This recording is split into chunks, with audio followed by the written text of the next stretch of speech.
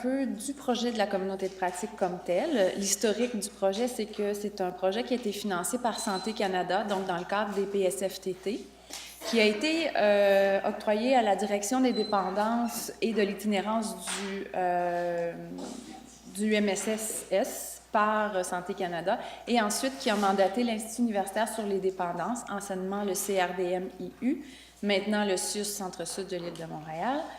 Et ce projet-là a vu le jour, en fait, a débuté au printemps 2015. Le lancement comme tel de la plateforme et des activités de la communauté de pratique a eu lieu en janvier 2016. Donc, ça fait 2 ans et demi à peu près que la communauté est en action.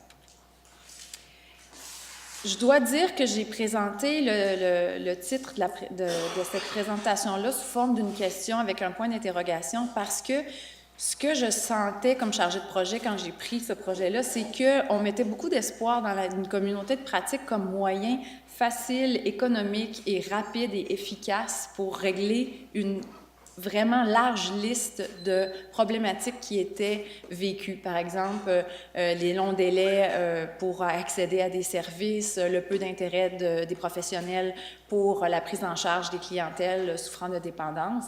Et à un moment donné, la communauté de pratique a émergé un petit peu comme une solution ou comme une piste de solution pour ce genre de problème-là.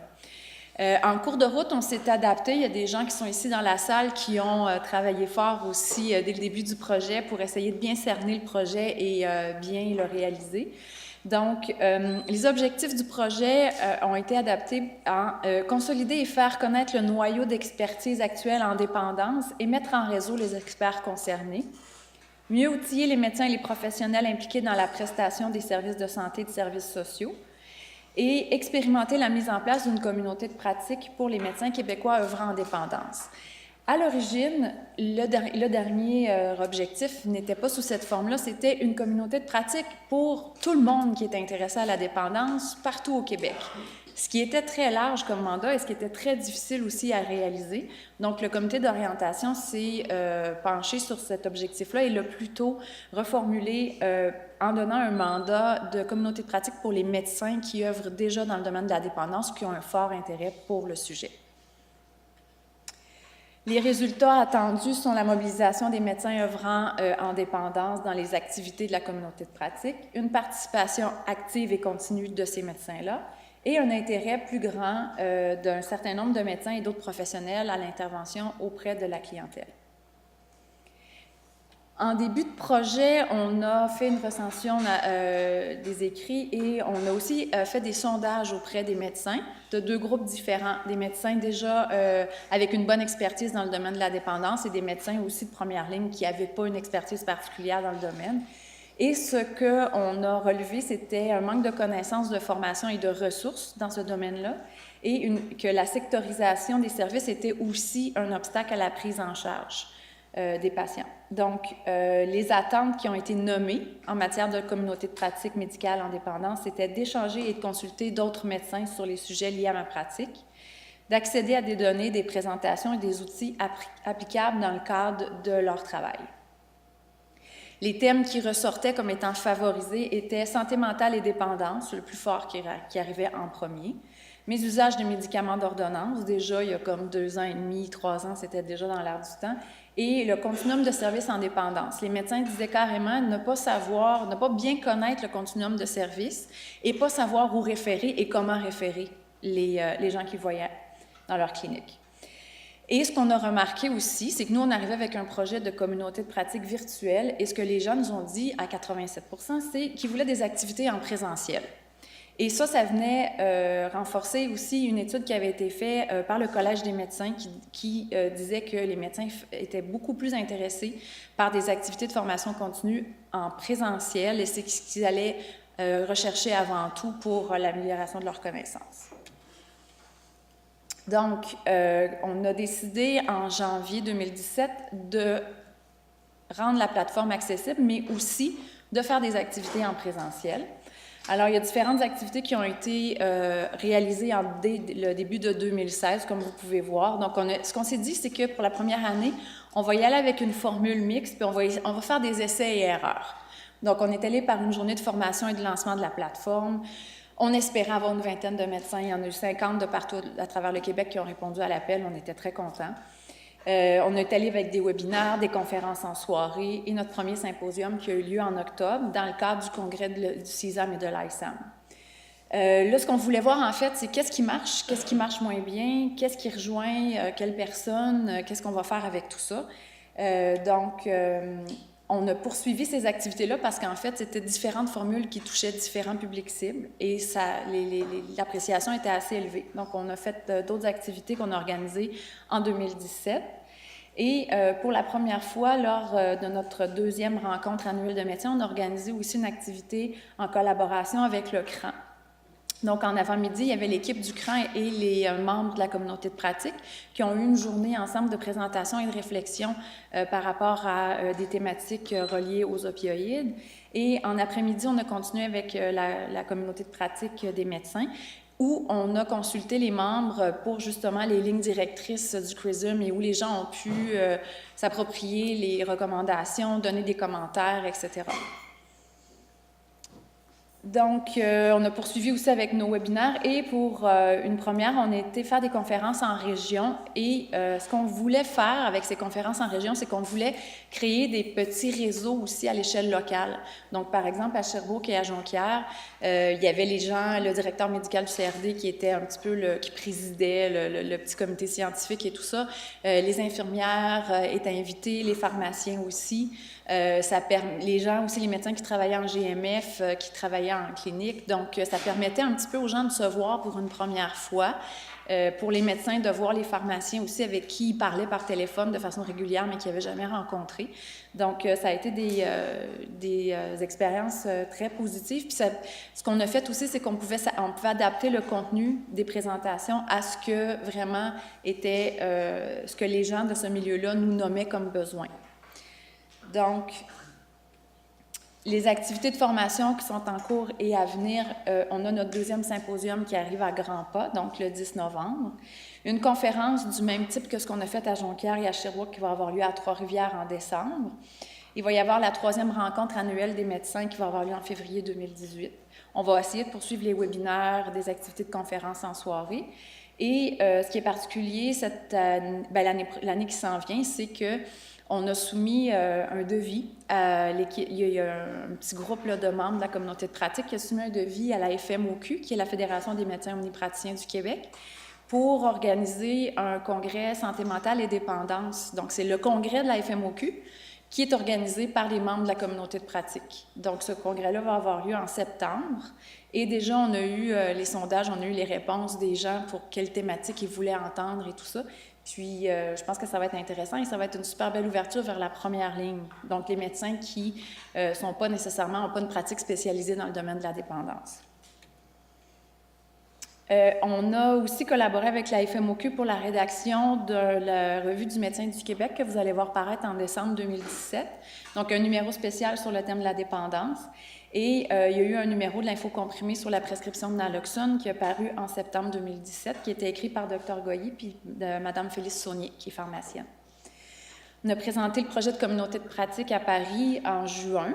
C'était intéressant d'avoir les commentaires et les réactions des gens là-bas. Et c'était intéressant aussi pour les futures collaborations, des thématiques particulières qui étaient intéressantes pour les deux pays. On a lancé récemment une infolette que probablement plusieurs parmi vous ont reçue déjà. Et on essaie de poursuivre là, l'animation et les échanges, les discussions sur le forum. Et à ce titre-là, on a eu l'aide d'un documentaliste qui est ici à CRAM, qui nous aide aussi pour tout ce qui est de retrouver des articles scientifiques, d'apporter des arguments, des trucs comme ça aux discussions qui apparaissent sur la plateforme.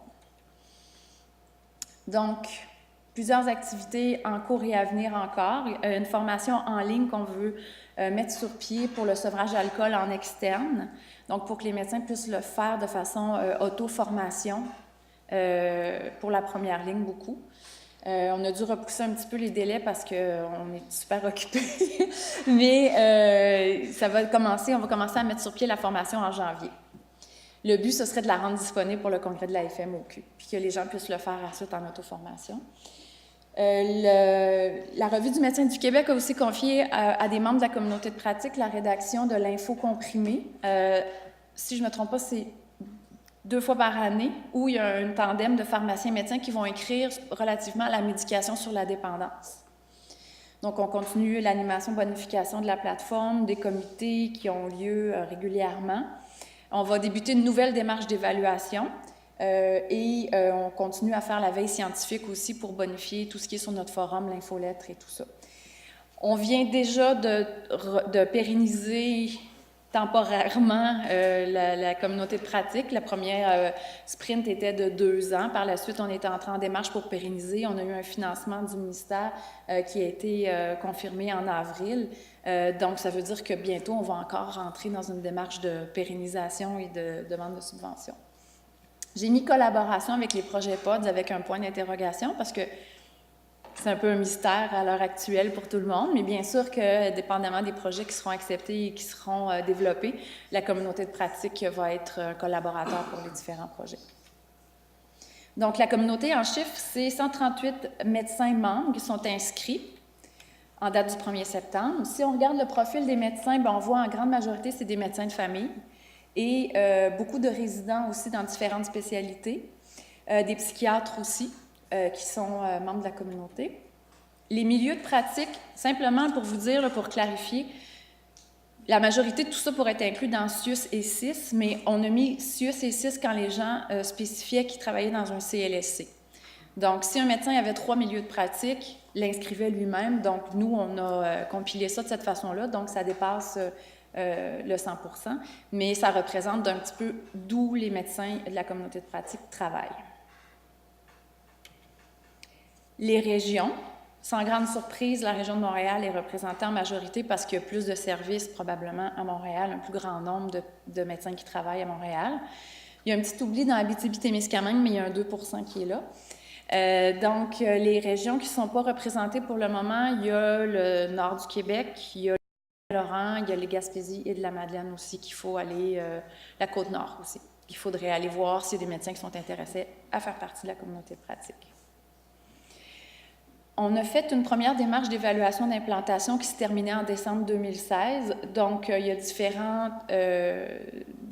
outils de collecte qui ont été développés, donc des entretiens individuels, surtout avec des membres des comités, et des sondages web auprès de nos utilisateurs. Il y a 38 personnes qui ont rempli les questionnaires web. Ce qu'on a vu, c'est que de mars 2016 à décembre 2016, il y a eu une progression de 58 % du nombre de membres. Les activités de formation, ce que ça fait, ce qu'on a remarqué, c'est une augmentation de la visibilité de la communauté de pratique, mais aussi une augmentation du nombre de membres. Quand les gens reçoivent des invitations, veulent participer, après ça, demandent à devenir membre. En passant, pour devenir membre, c'est juste de nous écrire, on donne un accès et c'est gratuit, il n'y a pas de frais ou quoi que ce soit. Pas d'obligation non plus. Hausse du nombre de membres nombre de personnes ayant visité la plateforme au moins une fois par mois. Donc, on est passé de 59 à 168 utilisateurs mensuels. Sans grande surprise, l'intérêt pour les activités, c'est dans le présentiel, symposium, conférences, congrès, séminaires. Le webinaire arrive un petit peu à l'arrière de ça. Selon le sondage, dans nos 38 répondants, 97 % ont participé à au moins une de nos activités, puis 50 % d'entre eux ont participé à 3 des 4 activités qu'on avait organisées. 42 % des répondants ont affirmé que l'augmentation des activités de formation à distance serait susceptible d'accroître leur niveau de participation, donc probablement plus dans les régions. Au niveau de la fréquence de participation aux activités de formation, vous pouvez voir là, que quand même, il y a une bonne fidélité. Là, les gens participent assez aux formations. Ce qu'on voit ici, ce que ça nous dit, ces 2 graphes-là, c'est que les gens viennent chercher 2 types de choses très différentes dans les activités et la plateforme de la communauté de pratique. Pour à peu près la moitié des gens, ce qui est important, c'est les connaissances et avis sur des cas cliniques. Donc, discuter de ce qu'ils voient dans leur clinique, de ce qu'ils voient dans leur pratique, poser des questions, répondre à des questions, échanger avec leurs collègues. Et, dans un autre sens aussi, qui n'est pas exclusif non plus, qui n'est pas un n'empêche pas l'autre, c'est des savoirs théoriques dans le domaine de la dépendance. Donc, des données probantes, des articles scientifiques, des études, des choses comme ça. Donc, notre défi est un petit peu de plaire à ces 2 volets-là, puis d'essayer de répondre à ces 2 demandes-là. Fréquence de connexion, pas très surpris, c'est 0% à tous les jours. Fréquemment 3%, régulièrement 29%, mais les gens nous nommaient déjà qu'ils manquaient de temps et que c'est pas ça qu'ils cherchaient comme formation continue d'être sur Internet. Par contre, par rapport à la convivialité de notre plateforme, les gens étaient assez satisfaits. Donc, on va quand même faire des petites améliorations, mais dans l'ensemble, ça ne semblait pas être un frein à la participation. Pour ce qui est des ressources de la plateforme, ce qui est le plus apprécié, c'est le forum, où les gens peuvent interagir ensemble, poser des questions, répondre. Les fichiers partagés, où, par exemple, des équipes peuvent mettre en ligne des documents, des outils qu'ils utilisent et que d'autres personnes peuvent télécharger, ou, par exemple, des présentations qu'on va mettre en ligne, des choses qu'on organise, dans les activités qu'on organise.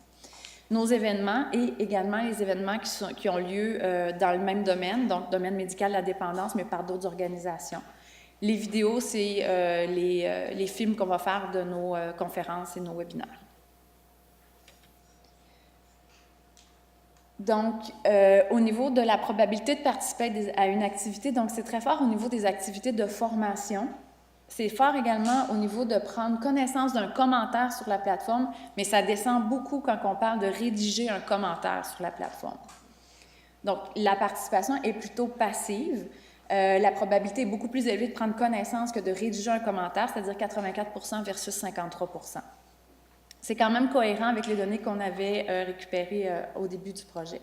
Et la principale barrière identifiée, c'est la question de disponibilité et de manque de temps.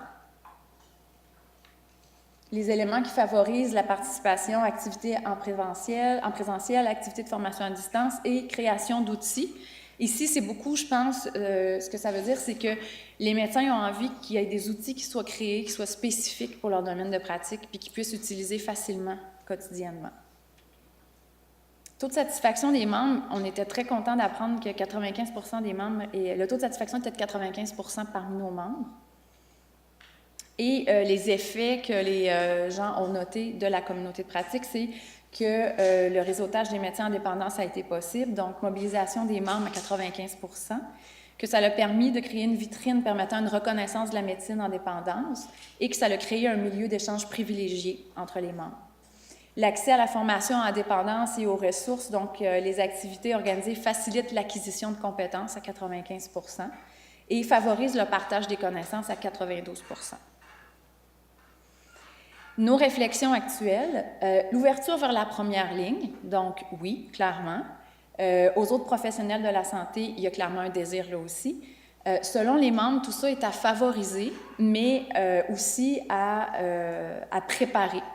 Donc, de le faire avec prudence pour pas, demain matin, ouvrir tout grand les portes, puis on se retrouve maintenant avec une communauté de pratique qu'on ne reconnaît plus trop. On n'a pas pris attention à bien répondre aux besoins de chaque groupe ou chaque type de pratique et tout ça, puis que finalement, ça ne répond plus aux besoins de personne. Ce qu'il faut garder en tête, c'est que c'est une communauté qui est encore jeune, qui est en petit nombre. On parle de 138 membres, mais le noyau actif est plus petit que ça quand même. Et que l'identification serait peut-être plus difficile pour les membres actuels qui verraient un grand groupe de personnes arriver, affluer en plus grand nombre que ce qui est déjà sur la plateforme. Donc, il y a un désir d'ouverture vers les autres professions et vers l'interdisciplinarité, c'est clair, c'est nommé. Alors, comment? Bien, on va faire des démarches. D'ailleurs, Michel et son équipe nous aident dans ce sens-là à évaluer... comment on va pouvoir faire pour bien ouvrir les services pour que tout le monde se sente bien desservi et soit satisfait de la communauté de pratique. Les suites à viser, bien sûr, la pérennisation et la stabilité. Là, pour le moment, c'est des petits à-coups de 2 ans à 2 ans. On va voir ce que ça va donner. L'élaboration de la charte de participation, qui est habituellement aussi quelque chose d'assez fondamental dans les communautés de pratique. Augmenter la notoriété et le nombre de membres, c'est dans la mesure du possible, j'ai mis en parenthèse parce que, bon, des médecins qui travaillent en dépendance au Québec, il n'y en a pas 4000 non plus. Donc, à 138 membres, je pense qu'on a déjà quand même un bon réseau. Il y a peut-être des personnes qu'on n'a pas réussi à rejoindre encore, donc c'est de ces gens-là dont on parle puis qu'on voudrait aller rejoindre. Donc, offrir des ressources aux médecins de première ligne tout en demeurant à l'écoute des besoins des membres actuels. Une chose qui était nommée, par exemple, au niveau des membres actuels, c'est qu'ils disaient, entre nous, on a appris à se connaître, on a appris à développer un sentiment de confiance parce qu'on se voit en présentiel ou on s'entend parler dans les webinaires et tout ça. Et par exemple, quand on va poser une question sur le forum, on sait qu'il y a un certain sentiment de confidentialité puis de confiance qui est là. Alors, s'il y a un grand groupe qui arrive puis qui peuvent voir nos questions, nos réponses, probablement, on va avoir le réflexe de se censurer pour ne pas être pris au pied de la lettre avec, en disant « il faut faire ça, c'est une conduite à tenir », etc. Et les gens se disaient « bien, il n'y a plus ce sentiment-là de confidentialité, de confiance entre nous, puis on a l'impression que ça va nous obliger à nous censurer ». Donc, c'est vraiment de voir comment on peut arriver à maintenir ce sentiment-là, mais aussi en ouvrant aux autres professionnels. Les pistes, donc, la planification du contenu de la plateforme, l'amélioration de l'expérience de navigation, on ne se le cachera pas, j'ai fait des captures d'écran, notre site, il n'est pas super sexy, il n'est pas interactif, il est vraiment de base. On est allé en se disant, on ne sait même pas si ça va répondre aux besoins, fait qu'on va y aller avec quelque chose de minimal qui va évoluer par la suite.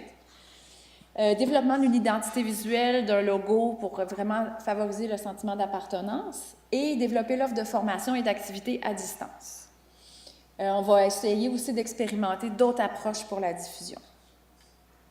Donc, voici de quoi a l'air la plateforme de la communauté de pratique. Ça, c'est l'accueil public. Cette page-là peut être accessible à tous. Et souvent, ce qu'on va faire, c'est qu'on va mettre des grandes informations ou des activités de formation. Par la suite, l'accueil privé où les membres vont s'identifier et là vont avoir accès à tout le site comme tel, pardon. Et ici, le forum où on voit les échanges entre les membres, on clique là-dessus et on peut voir par la suite, selon les thématiques, par exemple, Suboxone et grossesse, Tramadol, Kratom et Ibogaine, etc. Puis on peut aller cliquer pour aller voir les échanges que les médecins ont eus entre eux et les réponses qu'on a pu faire aussi. Ce qu'on essaie de faire aussi, c'est un genre de calendrier de nos activités, mais aussi un calendrier d'événements qui sont en lien avec la thématique de la prise en charge médicale, du sujet de la dépendance. Donc, on fait une espèce de calendrier annuel avec des congrès internationaux et nationaux pour que les médecins puissent aller voir ça en disant « Ah, OK, là, je peux voir dans mon année qu'est-ce que j'ai à prévoir et tout ». Ensuite, nos vidéos. Donc, quand les personnes ne sont pas en mesure de se déplacer pour venir à nos événements, on les filme et on les rend disponibles sur la plateforme. Donc, ici, on a une personne qui est, je pense, qui est connue dans le milieu, qui avait fait une conférence pour nous. Puis là, on a la vidéo que les gens peuvent aller voir en différé si jamais ce n'est pas disponible pour eux d'être présents là, le jour même de l'activité. Alors, voilà. Merci à tout le monde qui a participé. Il y a des gens ici qui ont contribué beaucoup à la communauté de pratique. Puis, je vais prendre vos questions si vous en avez. Tout à fait. Alors, est-ce qu'il y a des questions? Merci pour la présentation. Merci.